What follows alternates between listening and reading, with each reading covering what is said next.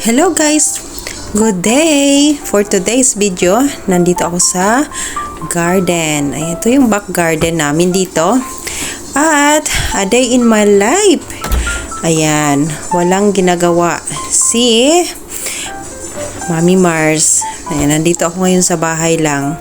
Dahil Sabado at wala akong wala akong pinuntahan. Ayan, ito yung aking ginawa. Naglaba-laba ako, day. At dahil araw-araw, sobrang dami talaga ng labahan ko. Diyos ko, day. At, ayan na nga.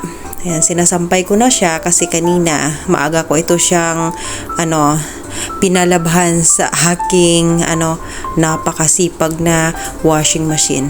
So, ito, dahil maganda ang araw ngayon, ito, ayan, siguro, iiwan ko lang ito dito sa labas hanggang sa matuyo siya. At napakaswerte talaga ng araw ngayon, day. Kasi, sobrang maaraw ang panahon. At ayun, liwanag na liwanag. Kitang-kita si Mami Mars. At ito na nga. Ayan, meron din ako mga bulaklak na, ayan dito, nakikita ninyo. Nilagay ko dito ang bulaklak. Ito nung mga nakaraan, nasa loob ito ng bahay. Nilabas ko na siya kasi parang naguguluhan na ako sa loob ng bahay. Kasi ito, matagal na rin ito na naka-display lang doon sa loob ng bahay. At maganda naman ang panahon, naisipan ko na ilagay ko na lang dito siguro sa back garden.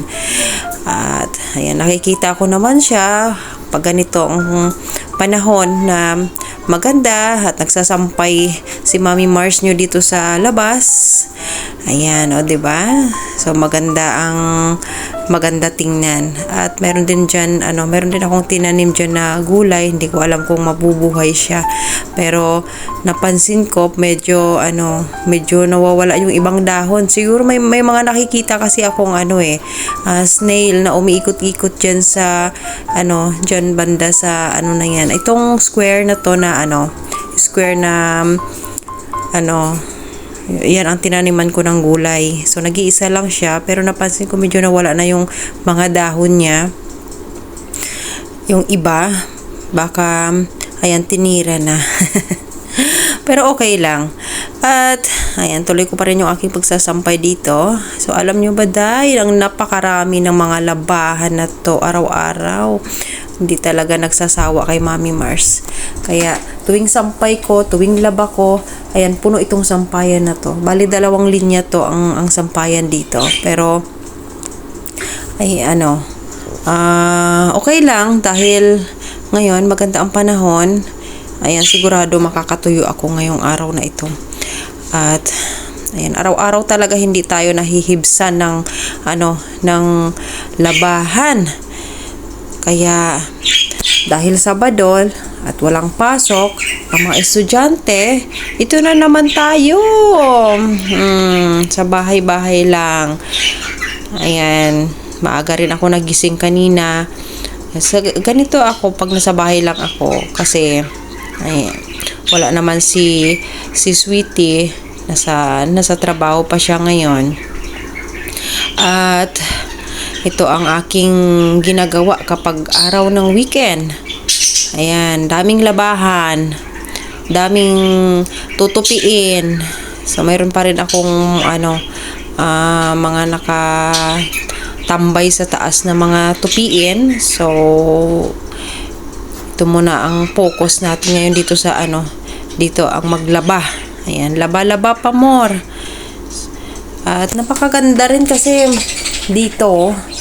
Ayan, dito guys. Hindi mahirap ang trabaho sa paglalaba. Hindi mo na kailangan kusot-kusutin. Ilagay mo lang sa washing machine, is bahala na siya maglaba. Ayan, pagkatapos nun, bantayan mo na lang, matapos na, isasampay mo. So, napakadali ng trabaho dito. Kaya, nagpapasalamat din talaga ako kasi hindi na gaya noon ang buhay na kailangan mo pang kusot-kusutin ang mga labahan. Diyos ko, day, maghapon na sa ilog si Mami Mars nyo, naglalaba. Alam nyo ba, madalas ako nagkakasakit noon kasi ayan, halos araw-araw na lang, buong araw, nasa ilog ang Mami Mars nyo. Pero ngayon, ayan na iba naman ang buhay. O, diba? At kailangan lang dito, mayroon ka lang oras na kailangan mo siyang paglaanan ng oras para magawa mo yung mga trabahong bahay. Kasi syempre hindi lang naman ganito ang trabaho natin. Mayroon din tayong ibang trabaho. Pero ang ganitong trabaho talaga is kailangan mo talagang bigyan ng oras. Kasi kung hindi, ayan, wala, tatambakan tayo ng labahan. So, ayan lang. I hope nag-enjoy kayo sa aking video for today's. Ayan, welcome back din si Mami Mars dito sa aking channel. At, ayan, nakalimutan ko na mag-upload kasi kaya matagal-tagal ako nakapag-update dito. So, pasensya na sa lahat ng mga sa mga taga-suporta ni Mami Mars. Ayan, sana okay lang kayo, masaya kayo sa buhay, at maraming salamat sa inyong suporta. Ayan, sana tuloy-tuloy lang ang aking yung aking pag-upload dito sa aking channel. Ayan, at syempre